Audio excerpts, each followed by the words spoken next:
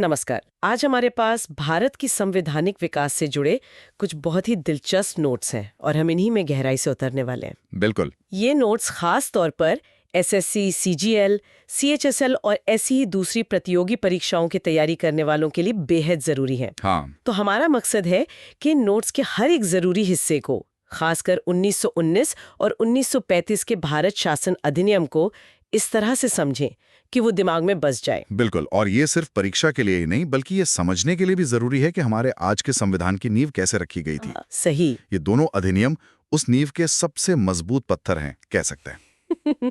तो चलिए शुरू करते हैं और देखते हैं कि नोट्स में क्या खास छुपा है। तो नोट्स की शुरुआत होती है भारत का संवैधानिक विकास शीर्षक से। जी। लेकिन सीधे अधिनियम पर जाने से पहले इसकी पृष्ठभूमि को समझना जरूरी है ना? हाँ बिल्कुल, बिना कॉन्टेक्स्ट के बात समझ नहीं आएगी। नोट्स में पहले विश्व युद्ध का जिक्र है जो 1914 से 1918 तक चला। उस वक्त भारत में क्या माहौल था? माहौल काफी गर्म था। एक तरफ भारतीय सैनिक ब्रिटिश साम्राज्य के लिए लड़ रहे थे और दूसरी तरफ भारत के अंदर ही आजादी की आवाजें बहुत बुलंद हो रही थीं। नोट्स में साफ तौर पर 1916 के होम रूल आंदोलन का जिक्र है, जिसे बाल गंगाधर तिलक और एनी बेसेंट लीड कर रही थी। बिल्कुल। और उनकी मांग बहुत सीधी और स्पष्ट थी। डोमिनियन स्टेटस यानी अधिराज्य का दर्जा। और लगता है इसी दबाव का नतीजा थी 20 अगस्त 1917 की अगस्त घोषणा। हाँ, मोंटेग्यू घोषणा भी कहते हैं उसे। सही। इसमें पहली बार एक शब्द का इस्तेमाल हुआ जो बहुत बड़ा था, उत्तरदायी सरकार। इसका क्या मतलब था उस समय? ये एक बहुत बड़ा वादा था। मतलब ब्रिटिश सरकार ये कह रही थी कि वो धीरे धीरे भारतीयों को सत्ता में हिस्सेदारी देगी। अच्छा। और एक ऐसी सरकार बनाएगी जो अंग्रेजों के प्रति नहीं बल्कि भारतीयों के प्रति जवाबदेह होगी। हालांकि ये होगा कैसे, ये साफ नहीं था। इसी को समझने के लिए नोट्स में 4 शब्द बहुत अच्छे से समझाए गए हैं: उपनिवेश, संरक्षित राज्य, अधिराज्य और संप्रभु राज्य। हाँ, ये भारत की आजादी की यात्रा के 4 पड़ाव जैसे हैं। ये समझना तो बहुत ही जरूरी है। बिल्कुल। तो चलिए एक एक करके इन्हें समझते हैं। पहला है उपनिवेश यानी कॉलोनी। उपनिवेश का मतलब है पूरी तरह से गुलामी। जब किसी देश की रक्षा, विदेश नीति, संचार, मतलब सब कुछ। हाँ, यहाँ तक कि अंदरूनी शासन भी कोई दूसरा देश चलाए। भारत एक लंबे समय तक ब्रिटेन का उपनिवेश था।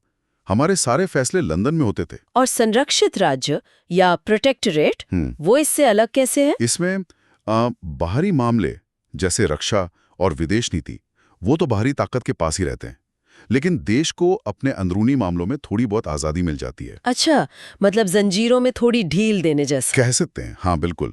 फिर आता है अधिराज्य यानी डोमिनियन, जिसकी मांग होम रूल आंदोलन में हो रही थी। ये थोड़ी दिलचस्प स्थिति लगती है भी। डोमिनियन स्टेटस में देश को अपने सभी मामलों पर पूरा कंट्रोल मिल जाता है, अंदरूनी भी और बाहरी भी। हाँ, दोनों। लेकिन देश का जो प्रमुख होता है वो नाम के लिए ही सही ब्रिटिश सम्राट ही रहता है। अच्छा। नोट्स में इसका एक बहुत अच्छा उदाहरण है कि भारत 15 अगस्त 1947 से 26 जनवरी 1950 तक एक डोमिनियन ही था। हाँ, जब प्रधानमंत्री नेहरू ने अपनी शपथ ब्रिटिश क्राउन के प्रतिनिधि गवर्नर जनरल के सामने ली थी। बिल्कुल सही। और आखिरी मंजिल थी संप्रभु राज्य, सॉवरेन स्टेट, जहां हम 26 जनवरी 1950 को पहुंचे। यानी पूर्ण आजादी। जब हमारा अपना संविधान और अपना राष्ट्रपति था, तो ये पूरी यात्रा उपनिवेश से संप्रभु बनने की थी। और इसी यात्रा में पहला बड़ा मील का पत्थर था 1919 का अधिनियम। आपने बिल्कुल सही जोड़ा।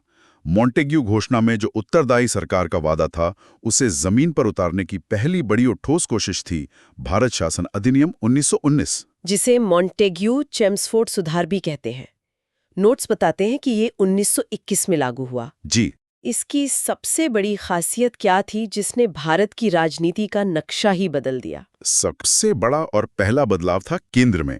पहली बार केंद्र में द्विसदनात्मक व्यवस्था, बाइकैमरल सिस्टम। हाँ, बाइकैमरल सिस्टम की शुरुआत हुई। इसका मतलब है कि केंद्रीय विधानमंडल को 2 सदनों में बांट दिया गया। ठीक वैसे ही जैसे आज हमारे पास लोकसभा और राज्यसभा है। हाँ, लगभग वैसा ही। उस समय जो उच्च सदन था, अपर हाउस, उसे राज्य परिषद या स्टेट काउंसिल कहा गया।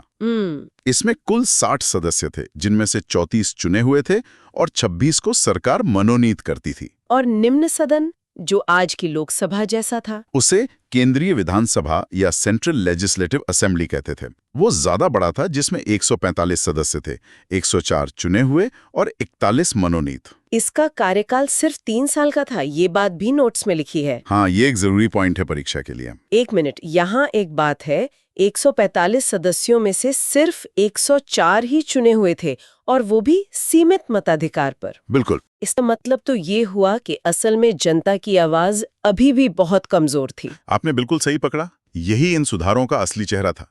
नाम के लिए लोकतंत्र था, लेकिन असली शक्ति अभी भी मनोनीत सदस्यों और अंग्रेजों के हाथ में थी। सही। वोट देने का अधिकार भी सबको नहीं था, सिर्फ उन्हें था जो या तो खास पढ़े लिखे थे या सरकार को भारी टैक्स देते थे। तो केंद्र में तो ये हुआ, लेकिन असली खेल तो प्रांतों में हुआ था, है ना? नोट्स में एक शब्द है द्वैध शासन, यानी डायरकी। सुनने में बड़ा जटिल लगता है। भी जटिल, और जानबूझकर बनाया गया था। इसका मतलब क्या था? क्या एक ही प्रांत में 2 सरकारें चल रही थीं? आपका सवाल बहुत अच्छा है। हाँ, एक तरह से कह सकते हैं। द्वैध शासन का मतलब था कि प्रांतीय सरकार के विषयों को 2 हिस्सों में बांट दिया गया। 2 हिस्से? हाँ, आरक्षित यानी रिजर्व्ड और हस्तांतरित यानी ट्रांसफर्ड। ये बंटवारा किस आधार पे किया गया था? कौन से विषय किसके पास थे? देखिए, अंग्रेज कितने चतुर थे। जितने भी मलाईदार और ताकतवर विभाग थे, जैसे वित्त, पुलिस, न्याय, सिंचाई, जेल, यानी जिनसे पैसा और कंट्रोल आता है। बिल्कुल, उन्हें आरक्षित सूची में डाल दिया। इन पर फैसले गवर्नर अपनी कार्यकारी परिषद के साथ लेता था, और वो किसी के प्रति जवाबदेह नहीं थे। और हस्तांतरित विषयों में क्या था फिर? उनमें वो विभाग थे जिनमें जिम्मेदारी ज्यादा और पैसा कम था। जैसे शिक्षा, स्वास्थ्य, कृषि, स्थानीय स्वशासन। ये विभाग भारतीय मंत्रियों को दिए गए। अच्छा, और ये मंत्री विधानसभा के प्रति उत्तरदायी थे? हाँ, तो एक तरह से ये भारतीयों को शासन चलाने की ट्रेनिंग देने जैसा था, लेकिन बिना किसी असली ताकत के।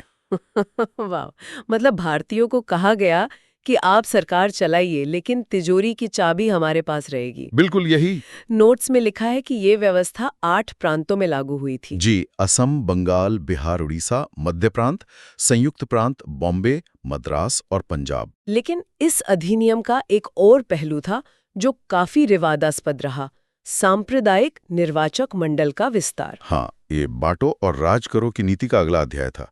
1909 में ये व्यवस्था सिर्फ मुसलमानों के लिए थी। और 1919 में? 1919 के इस अधिनियम ने इस जहर को और फैला दिया। अब सिखों, ईसाइयों, एंग्लो इंडियन और यूरोपीय लोगों के लिए भी अलग निर्वाचक मंडल बना दिए गए।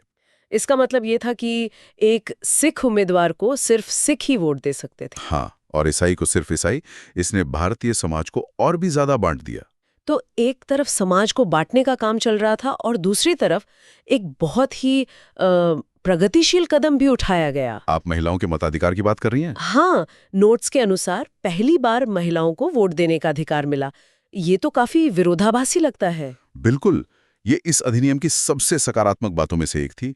हालांकि ये भी सीमित मताधिकार ही था। मतलब सभी महिलाओं को नहीं मिला? नहीं, सिर्फ उन्हें जो कुछ खास शैक्षिक या संपत्ति की शर्तें पूरी करती थीं।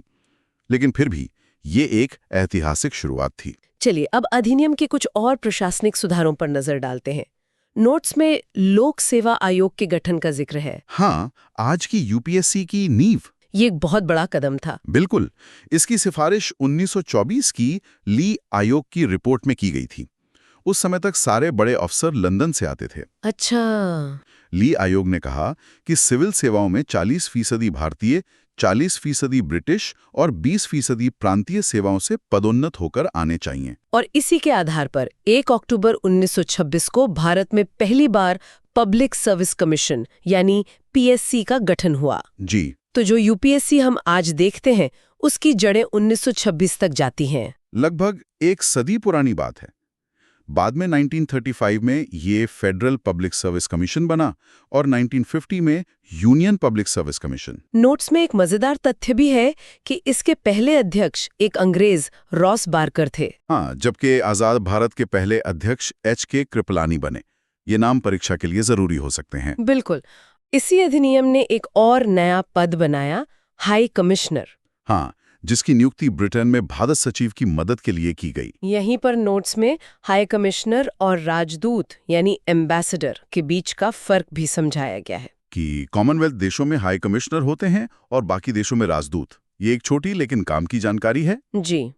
अच्छा, इस अधिनियम में एक और वादा किया गया था कि 10 साल बाद इसकी समीक्षा के लिए एक आयोग बनाया जाएगा। हाँ, और यही वादा अगले बड़े राजनीतिक भूचाल का कारण बना। कैसे? सरकार ने 10 साल का इंतजार नहीं किया, बल्कि 2 साल पहले ही 1927 में साइमन कमीशन बना दिया। और समस्या ये थी कि इस आयोग में एक भी भारतीय सदस्य नहीं था। बिल्कुल, और इसीलिए पूरे देश में साइमन गो बैक के नारे लगे। इसी के जवाब में, जैसा कि नोट्स में लिखा है, 1928 में नेहरू रिपोर्ट आई और फिर जिन्ना के 14 सूत्र आए। पूरा देश एक बहस में उतर गया था। जी।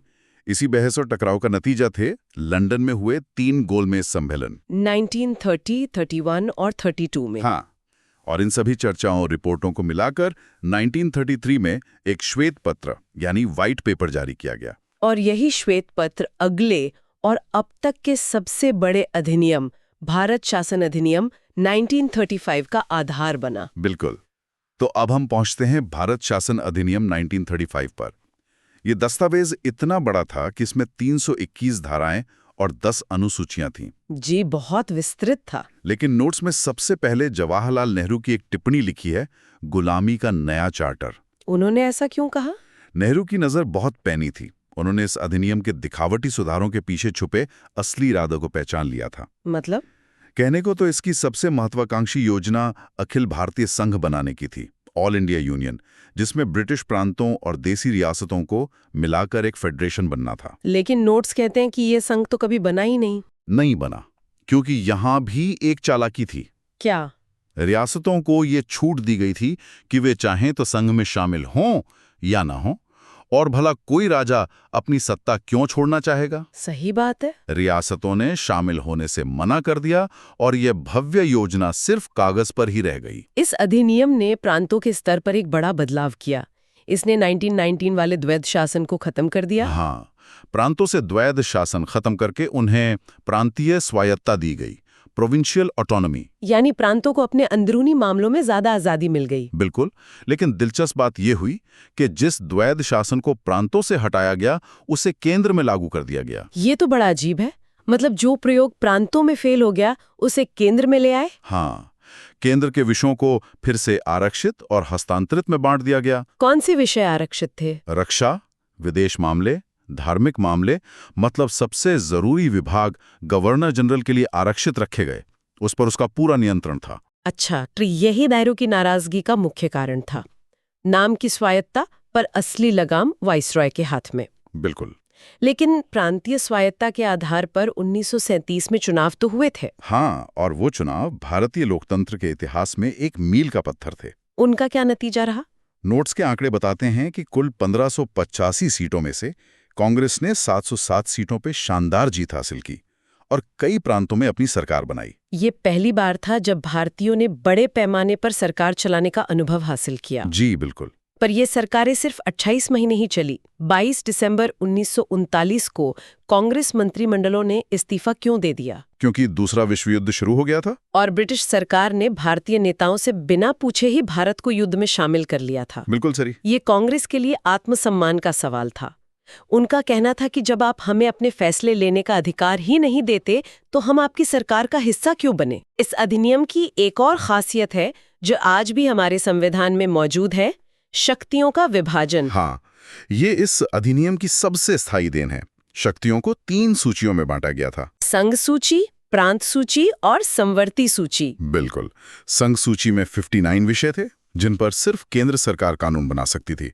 प्रांत सूची में 54 और संवर्ती सूची में 36 विषय थे। ये ढांचा तो हमारे आज के संविधान की 7वीं अनुसूची की याद दिलाता है। हाँ, एक तरह से ये हमारे संविधान का ब्लूप्रिंट था। एक सवाल मन में आ रहा है, जो विषय इन तीनों सूचियों में नहीं थे, यानी अवशिष्ट शक्तियां, रेजिडुअरी पावर्स, वो किसके पास थीं? ये एक और महत्वपूर्ण बिंदु है, खासकर परीक्षा के नजरिए से। ये शक्तियां वाइसरॉय को दी गई थी, जबकि आज के संविधान में अवशिष्ट शक्तियां संसद के पास हैं। हाँ, यह फर्क अंग्रेजों की मानसिकता को दिखाता है।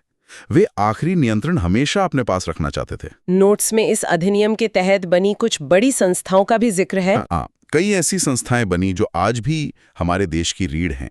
1937 में दिल्ली में एक संघीय न्यायालय यानी फेडरल कोर्ट की स्थापना हुई, जिसके पहले मुख्य न्यायाधीश मॉरिस गुएर थे। जी, और यही अदालत आजादी के बाद भारत का सर्वोच्च न्यायालय यानी सुप्रीम कोर्ट बनी। यानी आज का सुप्रीम कोर्ट भी इसी अधिनियम की देन है। और आरबीआई के बारे में भी कुछ लिखा है। बिल्कुल, 1 अप्रैल 1935 को भारतीय रिजर्व बैंक आरबीआई की स्थापना भी इसी अधिनियम के प्रावधानों के तहत हुई। तो हमारे देश की सबसे बड़ी अदालत और सबसे बड़ा बैंक, दोनों की जड़ें इसी 1935 के अधिनियम में हैं। हाँ, इसके अलावा 1937 में बर्मा को भारत से पूरी तरह अलग कर दिया गया और बिहार और उड़ीसा को भी अलग-अलग प्रांत बना दिया गया। तो आज हमने इन नोट्स के जरिए भारत के संवैधानिक सफर के 2 सबसे अहम पड़ावों को समझा। 1919 का अधिनियम, जिसने भारतीयों को सत्ता का स्वाद तो चखाया, लेकिन सिर्फ नाम के लिए। और फिर 1935 का अधिनियम, जिसने प्रांतीय स्वायत्ता का एक बड़ा दरवाजा खोला, लेकिन केंद्र में एक ऐसा संघीय ढांचा बनाने की कोशिश की जो कभी हकीकत बनी नहीं पाया। और ये भी साफ है कि इन दोनों अधिनियमों के बिना भारत का वर्तमान संविधान शायद वैसा नहीं होता जैसा आज है। शक्तियों का विभाजन, द्विसदनात्मक व्यवस्था, लोक सेवा आयोग, संघीय न्यायालय, हमारे संविधान का पूरा व्याकरण इन्हीं अधिनियमों से लिया गया। सही, ये हमारे संवैधानिक विकास की सीढ़ियां थी जिन पर चलकर हम पूर्ण संप्रभुता तक पहुंचे। बिल्कुल। आज की इस पूरी बातचीत के बाद एक सवाल मेरे दिमाग में घूम रहा है। पूछे। 1935 के अधिनियम में जो अखिल भारतीय संघ का प्रस्ताव था, जिसमें देशी रियासतें भी शामिल होती, अगर वो उस वक्त बन गया होता तो अच्छा सवाल तो है। क्या आज का भारत वैसा ही होता है जैसा हम देखते हैं, या उसका राजनीतिक और भौगोलिक नक्शा कुछ और ही होता? इस पर सोचना काफी दिलचस्प होगा।